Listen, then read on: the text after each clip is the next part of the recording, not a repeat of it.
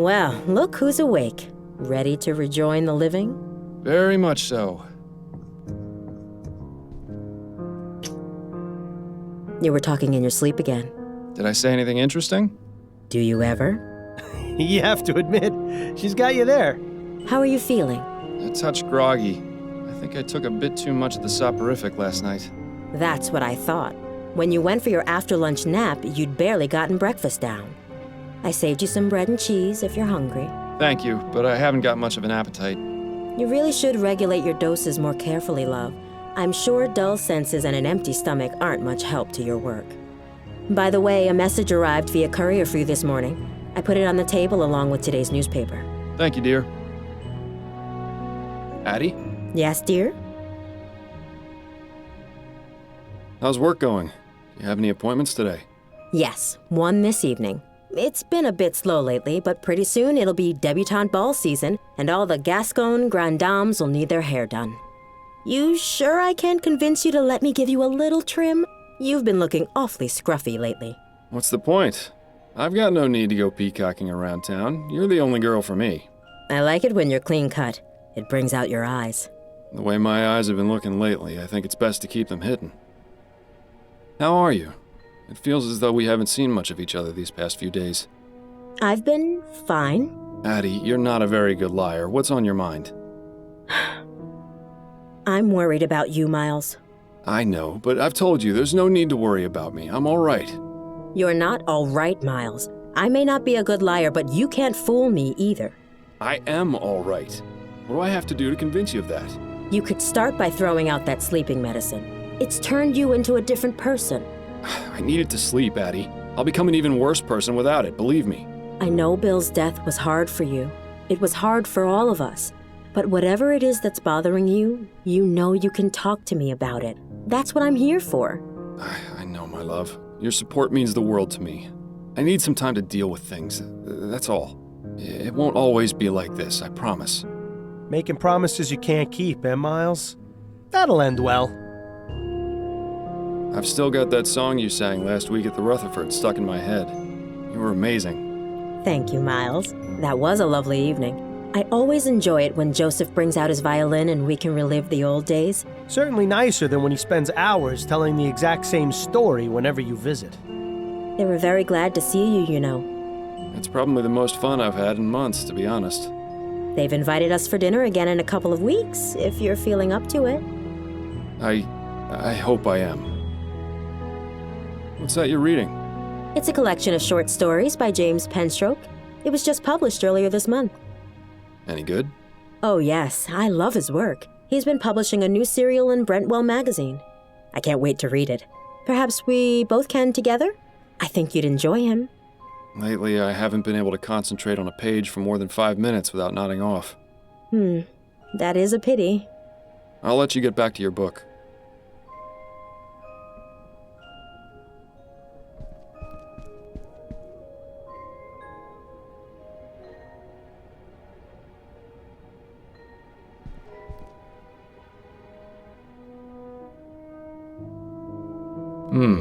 Upton says she's got a big case for me. Does she go into any more detail than that? No, but then you know Upton. Always on a need-to-know basis. Especially since she's been giving me these cases under the table. To be fair, they haven't exactly been anything of note. True, but she's still sticking her neck out for me. I can understand why she's so secretive about it. I think she just misses having you around the station. Poor Connie. With you quitting and me dying, she must be bored stiff at work. Anyway, I'm supposed to meet her at the ruined coffee house. That can't be right. It's not like Constance to make mistakes. She must have gotten in somehow. Guess I'll head over there and see what she's got then.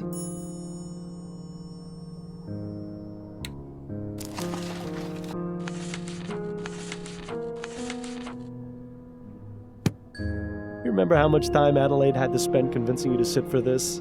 At least these days, with ferrotype tech advancing the way it is, these portraits can be done in just a matter of minutes. Adelaide's father certainly had an amazing life. Imagine being the personal barber to the Prime Minister and his family. The gossip and secrets he must have heard.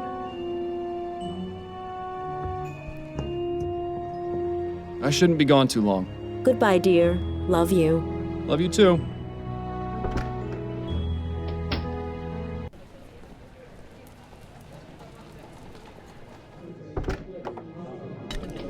Ah, the Rouen Coffee House. Worst Java in Lamplight City, but there's no better place to overhear all the rumors and gossip in town. Just make sure you don't get too close to the other patrons. Discretion was never your forte.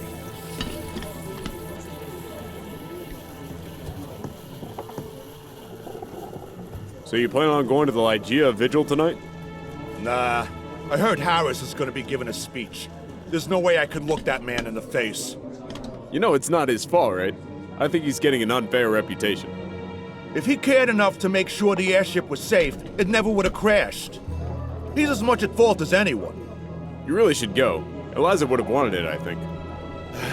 I know, you're right. I'll think about it.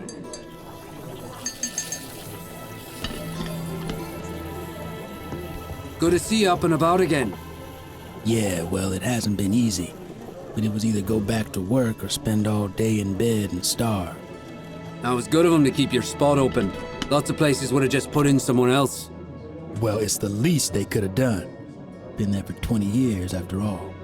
The boss takes care of his own, especially considering it was his machines that chewed up my arm. That's nice to hear. More bosses should be like that. Hard to believe it's already been 3 months since the big crash.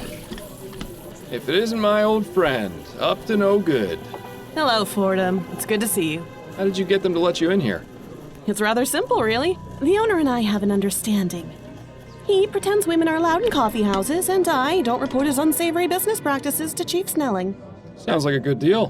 What sort of unsavory business practices are we talking about? Oh, we haven't got time to get into that now.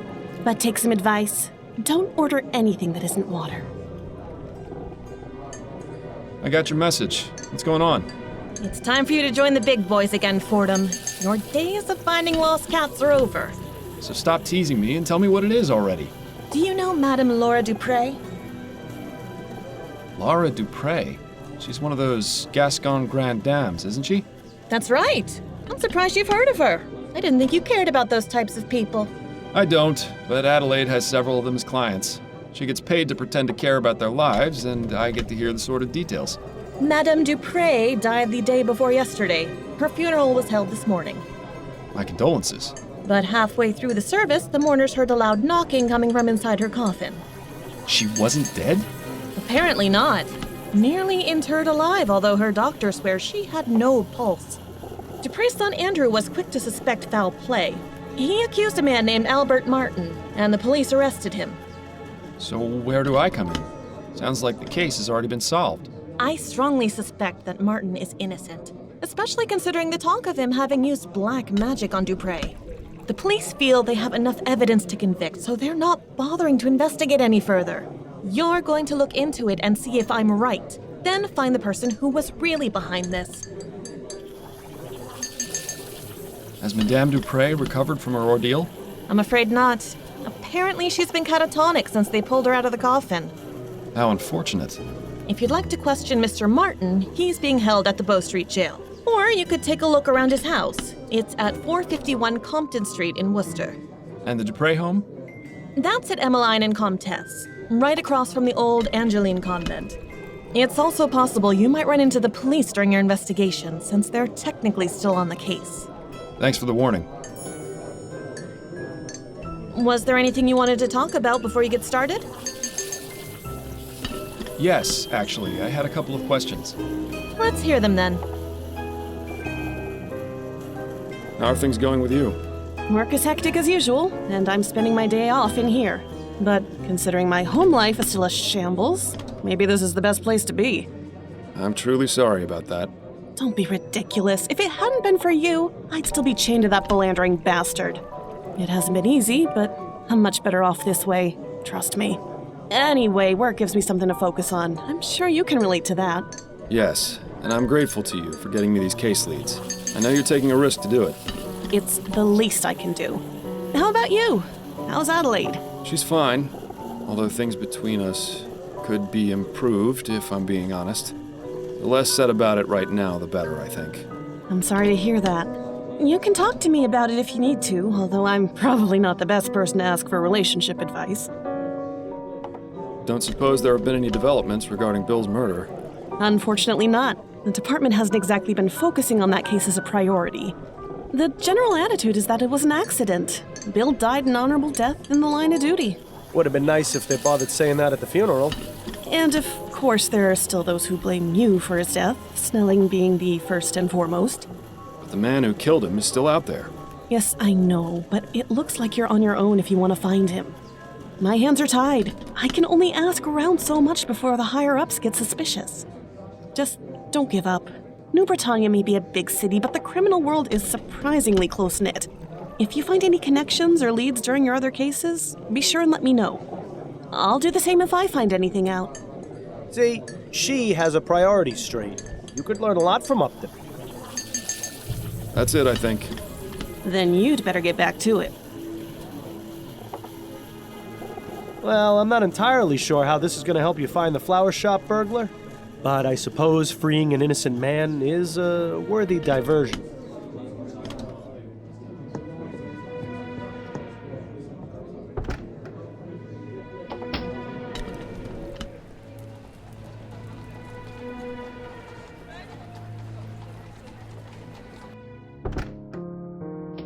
Hello, dearest. I have returned. It's good to have you back. So what's this big case Upton's got you on? Another missing pet? If only. A Gascon Grand Dame was attacked and almost interred alive. You mean Madame Dupre? The one whose obituary was in the paper? The very same. Goodness, that does sound serious. Tell me if there's anything I can do to help. I know you haven't been feeling your best lately. You're always a help to me, Addie. Though I assure you I have this well in hand. I certainly hope so.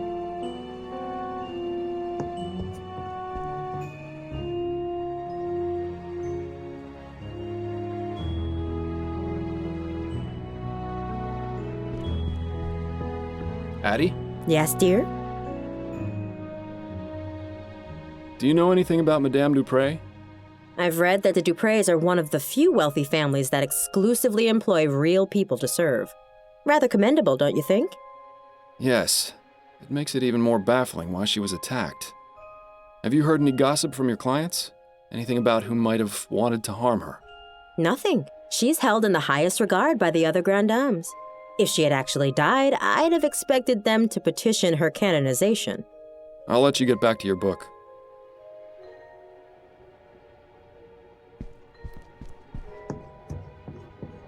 Enjoy your reading. I'll be back soon. Don't work yourself too hard, dear.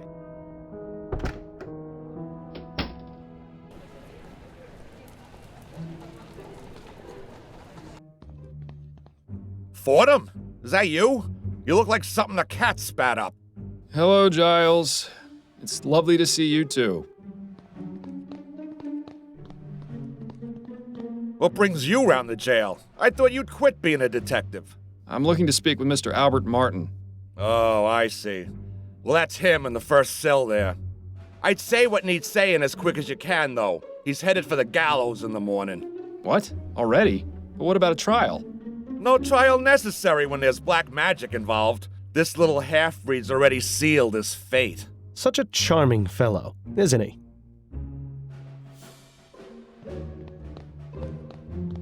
Mr. Martin? Who are you? My lawyer? No, I'm actually here to help you. The name's Miles Fordham. I'm a private investigator. How are you going to help me? I'm looking into the attack on Madame Dupre. I believe you're innocent. Oh, thank heaven. That's music to my ears. Would you mind answering a few questions for me?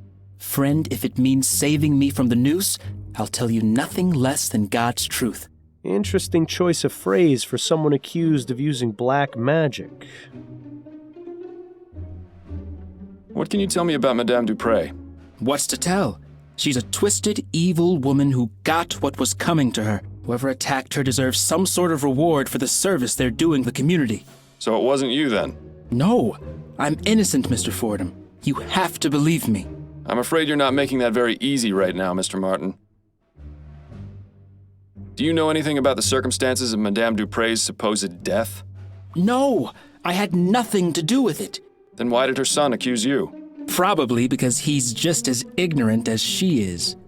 What I meant was, how did her son know to accuse you? Have you had any contact with the family before? Yes, you could say that. Uh-oh. That gleam in his eye says it all. You see, I'm involved with Dupre's daughter, Juliet Montgomery. Dupre doesn't like that one bit. She even threatened me once. Is that right? Yes. She might have everyone else fooled, but that woman is the devil incarnate. I can't understand how something so heartless and cruel could have spawned someone as pure and, loving as my dear Juliet. He's not really helping his case much, is he? Tell me about Juliet. She's wonderful. Such a beautiful, kind soul. She hasn't come to see me yet, but I'm sure that's because of all the confusion in the last few days. Juliet wouldn't believe for a second that I would be capable of harming her mother. I'm sure of it. How did you two get involved? We met at the university. Your classmates? Hardly. They wouldn't allow someone like me to enroll there. Juliet studies botany. I work as an assistant in the greenhouse. We started talking, and she actually treated me like a person. To everyone else, I was just the boy who fetched the test tubes. But Juliet actually wanted to hear what I had to say, had the same taste in books and art, didn't just treat me like some piece of gardening equipment. She even shared some of her notes with me after I told her I was interested in botany as well. From there, things just got better. I don't expect you to understand or approve, but that's how it happened. Oh, you'd be surprised. It doesn't sound too different to how my wife and I got together. Except I was a detective and she was a singer at a bar. And she's... Yes, Mr. Martin. Anyway, back to the matter at hand. How often is Juliet in the greenhouse? Every weekday, but I doubt she's there now. She's probably trying to find out where I am and working to have me released. Somehow, I wouldn't bet on that. How did you end up in here? I was just minding my own business at home when the police showed up with no warning. They made some outrageous claims about me putting some sort of curse on Madame Dupre. The next thing I knew, I was here. Oh, Mama must be beside herself with worry. I just hope she's all right. What does your mother do, Mr. Martin? She helps people. I was hoping you'd be just a bit more specific. She provides spiritual help to those who seek guidance. She's a spiritualist. Not quite. She's more like... how can I explain it? You know how a priest holds mass to spread the word of God to the people? My mother holds services and calls on the spirits to walk among us, providing healing and guidance. So she's a religious leader? If you want to give her that title, it would be the most appropriate. And does this religion of yours have a name? You'd probably know it as voodoo, but it doesn't mean what you think it does. People are so quick to judge and portray us as evil when they have no idea. So you practice voodoo, do you? Are you making fun of me, Mr. Fordham? No, of course not. Apologies if it seemed as though I was. It's just that the police are convinced that black magic was involved in Madame Dupre's apparent death. That's because that idiot son of hers knew about my mother, and like all bigoted fools, assumed that we're involved in devil worship and the black arts. But I can assure you that this is most certainly not the case, Mr. Fordham. Of course, I didn't mean to imply. Just forget it. That's all for now. Wait, before you go, would you do me a favor? Would you go see my mother at our house and give her a message? You're at 451 Compton Street, right? Yes, that's right. Could you tell her I said St. Rock's dog is barking? I suppose I could do that, yes. Oh, thank you. Whatever happened to a simple I love you?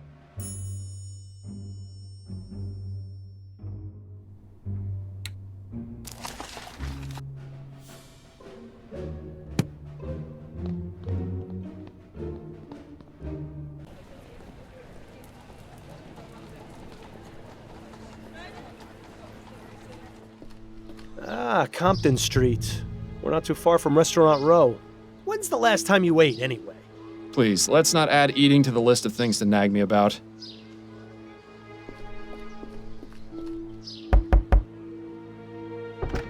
I'm sorry, I have no time for visitors today. You're Albert Martin's mother, aren't you? Who are you? Miles Fordham. I spoke with Albert, and he told me to give you a message. He said to tell you that St. Roch's dog is barking. Oh, I see. That's good. That's very good. You better come in, Mr. Fordham. Standing on the street just won't do.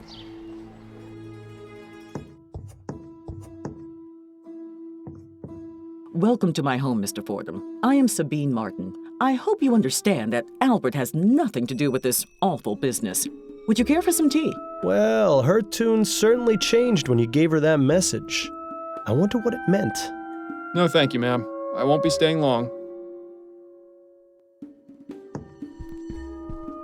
I've got a few questions for you, Mrs. Martin. I'll try to answer them the best I can. Do you think your son is capable of doing what he stands accused of? Never. Albert wouldn't harm a fly. That's what the mothers always say. Why don't you tell me a bit more about him then? He started working at the university laboratory a few years ago. I was so proud of him. The university is quite selective, you know. The same for its staff as well as its students. Yes, I've gotten that impression. I always told Albert to be careful around those high society types, but that one always thinks with his heart first. Is she sure that's the correct body part? He's all the family I have, Mr. Fordham. Do you know anything about Madame Laura Dupre? I never met her in person, but I know plenty about her. Like what? Nothing fit for a polite conversation, Mr. Fordham. But I can tell you this. Laura Dupre has far more enemies than she lets on. Does that include you or your son? It most certainly does not.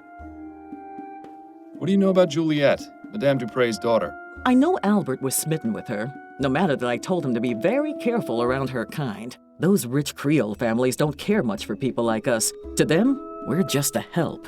But from his telling, Juliet sounded to be a decent soul. It's a shame the same can't be said for her kin. If you'll indulge my curiosity, what exactly was the meaning of Albert's message? St. Roch is the patron saint of dogs, as well as the falsely accused. If he sent the message along with you, it means he trusts you, and that I should too. Oh, I see. Perhaps you were hoping for something more? That's just the way of mysteries, isn't it? How do you mean? The thrill of the unknown is always more exciting than the truth. Mystery makes life a little more interesting. True, but if mysteries were really better unsolved, I wouldn't have a job. What exactly is it you do, Mrs. Martin? I provide services to the public. A delightfully vague answer if there ever was one. Give me something a bit more specific, please. I'm a Mambo Asugwe. That means I'm what you call a voodoo queen. I'd give you a detailed explanation of the responsibilities and duties of the role, but your time would be better spent clearing my son's name. Can you tell me a bit more about your religious practices? What I can tell you is that the ignorant whites in this city are afraid of us for no reason. Voodoo is not about black magic or dark spells or turning people into the living dead. It's about healing and life. Naturally, there are misguided souls who may try to use it for ill purposes, but I am not one of those. Sounds like you hit a sore spot. Might be a good idea to stop pressing her on this angle. I think I'll take you up on your offer for tea, after all. All right, Mr. Fordham. You'll have to give me a few minutes to heat up the kettle. I'll be back shortly.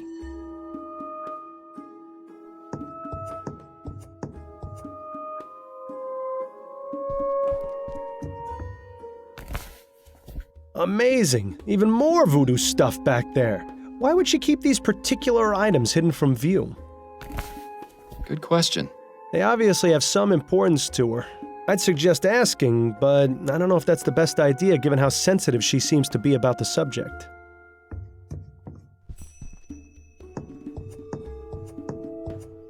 The tea should be ready in a few minutes, Mr. Fordham. You can help yourself once it's done. You're very kind, Mrs. Martin. That pattern resembles a flower. Too bad it isn't an Easter lily. It's some old man with a dog standing at the center of a crossroads. If that's meant to have any sort of significance, it's completely lost on me. Interesting. Those pots look as though they've been wrapped in tobacco leaves. A rather unremarkable book collection, I'm sorry to say. That statue, on the other hand, gives me the willies. For all we know, that rider is some sort of demon. He looks like he's having a good time, at least. The Virgin Mary? I must admit she was the last person I was expecting to see in here.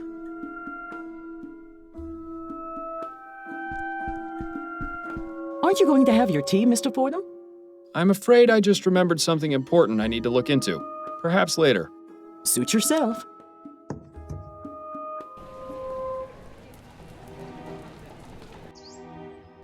You are aware this is private property, sir? Yes, I'm Miles Fordham, private investigator. I'm looking into the incident involving Madame Dupre. I assume this is she? You assume correctly, Mr. Fordham. My apologies, but I thought the police had already made an arrest. That's right, but there's still some doubt as to the man's guilt. May I ask your name, sir? I am Dr. Fellows, Madame Dupre's private physician. I'm afraid she is in no state to be answering questions at present. Are any other members of the family home? Her son, Mr. Montgomery, is in the entrance hall. I had to give him a mild sedative to settle his nerves, but he should be all right to converse. Then if you don't mind, I'll have a look around. This fountain probably looked nicer when it was working, but right now it's just a breeding ground for mosquitoes. Her eyes are glazed over and she's got a vacant, expressionless stare. She seems completely oblivious to her surroundings.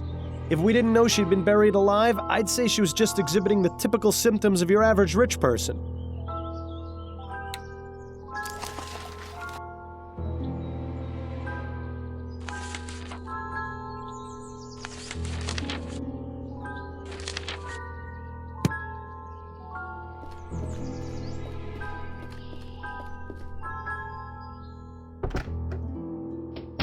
Oh, hello. Are you the new servant?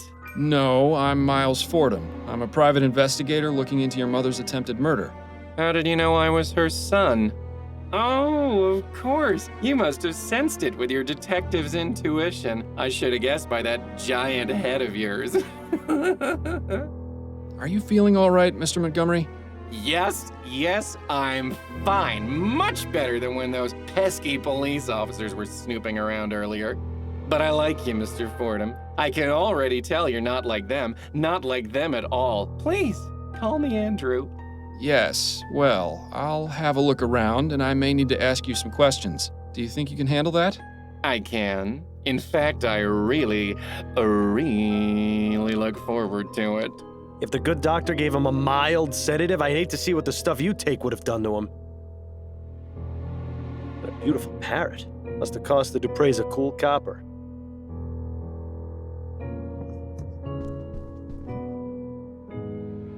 Who's a pretty bird?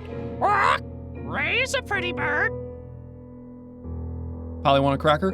No, thank you. Rock. Pieces of 8? Hi, matey. Rock. So long, Birdie. Rock. Bye-bye. Do you suppose that's for the bird? Or perhaps so the Dupre family members can get a good look at themselves on the way out of the house? Dupre looks like she's holding on to that poor bastard for dear life. I have some questions for you. Oh, goody. What can you tell me about Madame Dupre? She came back from the dead. I couldn't believe it. My mother, resurrected, just like Jesus. Yes. I heard you're the one who accused Mr. Martin of the crime. Oh, no, I already talked to the police about that. I don't want to think about it right now. How do you typically spend your days, Mr. Montgomery? What are your interests? Oh, a little of this and a little of that. Nothing as exciting as what you do, I'm sure. Ooh, tell me, do most bad people start crying when you catch them? I'll bet it's a laugh riot to see them sobbing away. No, Mr. Montgomery, most of them don't. Well, that's a real shame, isn't it? What can you tell me about your sister, Juliet? I'm reminded of a famous quote, Mr. Fordham. Parting is such sweet sorrow. Let us part on good terms and avoid the subject altogether, please. That's a rather exotic bird you've got. I like looking at him. He has such pretty colors, doesn't he? That he does. You know, I've always wondered what he might taste like. Is that bad, do you think? I really couldn't say, Mr. Montgomery. Thanks for your time. No, Thank you for yours. This is ridiculous. He won't be of any use in this state. If it takes him as long to snap out of it as it takes you, we'll be waiting around here until noontime tomorrow. There has to be a way to bring him back to his senses. Maybe that quack outside knows something of use.